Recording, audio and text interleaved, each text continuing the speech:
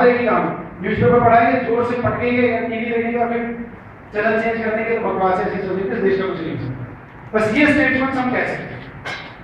Friends, हम एक बार यहाँ पे गहराई से सोचें कि ये जो लोग हैं जो राजनीति को गंदा बुरा जैसा मन चाहे वैसी गालियां देते हैं कि हम राजनीति में नहीं जाएंगे क्योंकि ये तो बुरे लोगों का काम है, भ्रष्ट लोगों का काम। हम क्या करें, हम तो अच्छे लोग हैं, हमारा जिंदगी से कोई मतलब नहीं। फ्रेंड्स, एक बार सोच के देखो, क्या आप उस समाज की कल्पना कर सकते हो जहाँ राजनीति नहीं हो? कर सकते हो? जैसे राजनीति होती है, अर्थनीति होती है, शिक्षा नीति होती है, हर सब चीजें समाज का एक पार्ट है। क्या हम ऐसी कोई समाज की कल्पना कर सकते हैं जहाँ राजनीति हो ही ना? और आज की कॉम्प्लेक्स सोसाइटी नहीं कर सकते ना, तो वो अच्छी या बुरी है, हमारी लाइफ का एसेंशियल पार्ट तो है ही है, हम उसके बिना नहीं जी सकते। फर्स्ट। दूसरी चीज, हम ये कहते हैं कि भाई हमें उस गंदगी में नहीं पड़ना या हमें उस बुराई के अंदर हाथ नहीं डालना।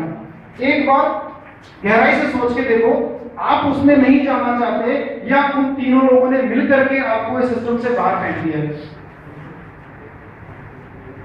क्या हुआ है? आप लोग पार्टिसिपेट नहीं कर रहे या आप लोगों की इस मेंटालिटी को रीड करके उन इंटेलिजेंट पर्संस ने जो सत्ता में बैठे हैं उन लोगों ने आपको सिस्टम से बाहर फेंक दिया। हुआ क्या है?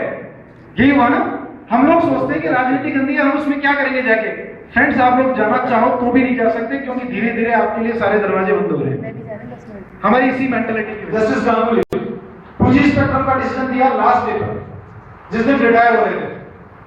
दूसरे दिन प्रेस कॉन्फ्रेंस की और बोला कि इस फैसले को टालने के लिए मुझ पर प्रेशर था। एक दिन फैसला करने का मतलब नई जूरी आएगी और फिर से हियरिंग होगी, फिर डिसीजन आएगा, मतलब तब तक गवर्नमेंट पूरी हो जाती। लेकिन इस बंदे की वजह से कई मिनिस्टर जेल में, राजा जी और सब लोग नाम आपको जानते हैं। बदले में सुप्रीम कोर्ट का जस्टिस आज बेरोजगार होकर घर बैठा है। बेरोजगार मतलब कि जैसे ही वहां से रिटायर होगा आपको किसी न किसी आयोग का अध्यक्ष बना के बिठा दिया जाएगा, मोटी तनख्वाह भी मिलेगी, गाड़ी भी मिलेगी, लाल बत्ती भी मिलेगी। ये चाहता तो सब कुछ ले सकता था ना, क्यों नहीं लिया? देश के लिए। देश को पता भी है ये देश है ना जो मेरे सामने बैठा है, हमें पता लेना है, फॉर्मेलिटी नहीं है, इसको आप अपने जीवन में उठा रहे हैं। Right? Should we go for that? Yes sir. जो अनकंफर्टेबल हो वो बैठे रह सकते हैं, जिसको नहीं लेनी है।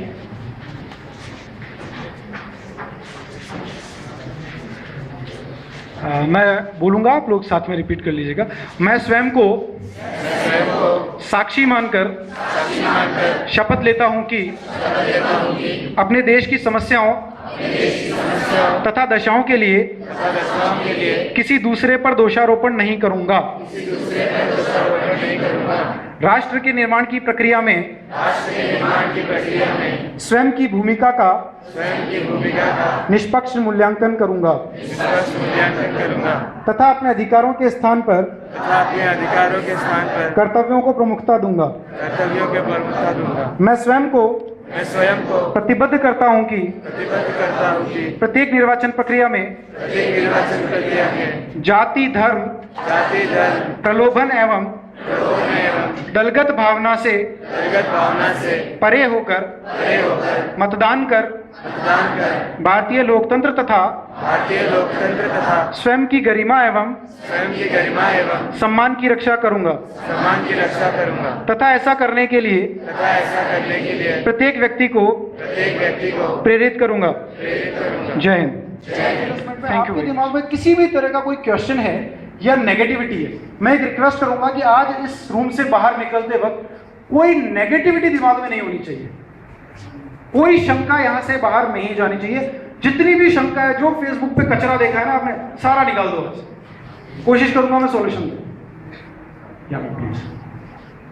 आपने बोला कि ये जो अभी यूथ है ये नाकारा है, वोट नहीं देता है, बहुत सारी बुराइयां की आपने, पर अभी जो यूथ है वो अपने सपनों के पीछे भाग रहा है। वो सोमवार से लेकर शनिवार तक काम करता है, दिल्ली का बंदा है, हैदराबाद में जाकर जॉब कर रहा है, एक दिन में कैसे वोट कास्ट करने जाएगा संडे को? तो सिर्फ उन्हें ब्लेम करने से कुछ नहीं होगा। और कोई क्वेश्चन? सर, आप कह रहे हैं वोट देना चाहिए, किसे? किसे? जब हमारे पास ऑप्शन ही नहीं, हमें पता है, हम ना कैंडिडेट के बारे में सब कुछ जानते हैं, हमें पता ही नहीं है वो कैसा कैंडिडेट है, ना हम उसकी क्वालिटीज़ जानते हैं, ना हम उसकी गलत चीज़ें जानते हैं, तो हम किस बेसिस पे उसको वोट दें? ये प्रश्न है अभी और कोई क्वेश्चन इससे रिलेटेड? दोनों क्वेश्चन से रिलेटेड क्वेश्चन सर एक और सर, आपने कहा था कि जो ये बदलाव होते हैं, ये बदलाव हम मतलब बदलाव नहीं होने चाहिए, ऐसा क्यों? जैसे इलेक्ट्रल सिस्टम में बहुत ज़्यादा चेंजेस होने चाहिए, और जैसे जन लोकपाल है वो भी होना चाहिए। आपने अगर सिंगापुर का पढ़ा होगा, सिंगापुर में जिस दिन जन लोकपाल आया था उसके नेक्स्ट दिन 144 MPs जेल के पीछे थे। तो ऐसा क्यों नहीं सिस्टम बने? और उसके लिए अगर हम लड़ते हैं तो गलत थोड़ी नहीं है, मैंने भी लड़ा, आपने कहा वो गलत है। पॉलिटिकल पार्टीज में ट्रांसपेरेंसी होनी चाहिए, फाइनेंशियल ट्रांसपेरेंसी। जब वो पार्टीज RTI के अंडर नहीं आना चाहती तो किस तरह से ट्रांसपेरेंसी हम कैसे पता करें? सबसे पहले तो मैंने कहा कि हम लोग बहुत बिजी हैं, हम अपने सपनों के पीछे भाग, राइट? हमारे सपने क्या हैं, हमें उसको भी तो समझना पड़ेगा। क्या देश हमारे सपनों में नहीं आता? पहली चीज। दूसरी चीज, हम जिन सपनों के पीछे भाग रहे हैं उसके साथ हम रोज व्यवस्था की खामियों से दो चार होते हैं। हम उन खामियों से ठोकरें खाने के लिए तैयार हैं, लेकिन एक दिन हम वोट कास्ट करने नहीं आएंगे। तीसरी चीज, ये चीज़ एक्सेप्टेड है कि जो ट्रांसफरेबल फैमिली होती है, वो जैसे जयपुर का बंदा है वो बॉम्बे जाके रह रहा है तो वोट कास्ट कैसे करें, राइट? देखो, अगर हम थोड़ा सा विजिलेंट होकर सोचें तो हर जगह सॉल्यूशंस अवेलेबल हो जाते हैं। एटीट्यूड डिफरेंट होना चाहिए। जैसा भी मैंने कहा कि नेगेटिविटी हमारे दिमाग में नहीं हो, जो है वो तो है। अब हम पॉजिटिवली उसमें क्या कंट्रीब्यूट कर सकते हैं, हम उस अप्रोच के साथ काम करें। आजकल वोटर ID कार्ड बनाना बहुत आसान है, ऑनलाइन बैठना होता है, वहाँ का जो स्टेट का जो इलेक्शन कमीशन है CEO ऑफिस, वहाँ पे अप्लाई करो, ऑनलाइन अप्लाई होता है, वहीं पे ऑनलाइन NOC भी प्रोवाइड होता है, सब कुछ ऑनलाइन है, घर बैठे सब कुछ मिल रहा है। इसके बाद भी अगर आप बनवाना ही नहीं चाह रहे हो तो फिर किसको ब्लेम करो? It's not like, right? Second thing कि वोट किसको दें, हमारे पास एलिजिबल कैंडिडेट नहीं है।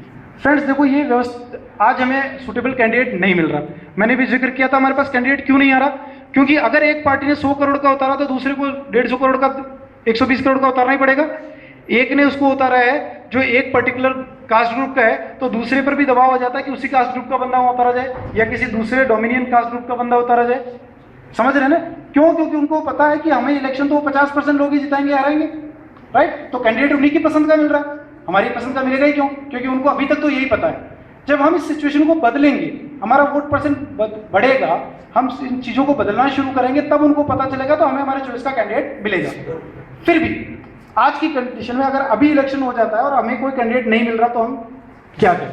पहली चीज, परफेक्शन कहीं नहीं होता, हमें हमेशा चुनना पड़ता है, ये प्रकृति का नियम है, राइट?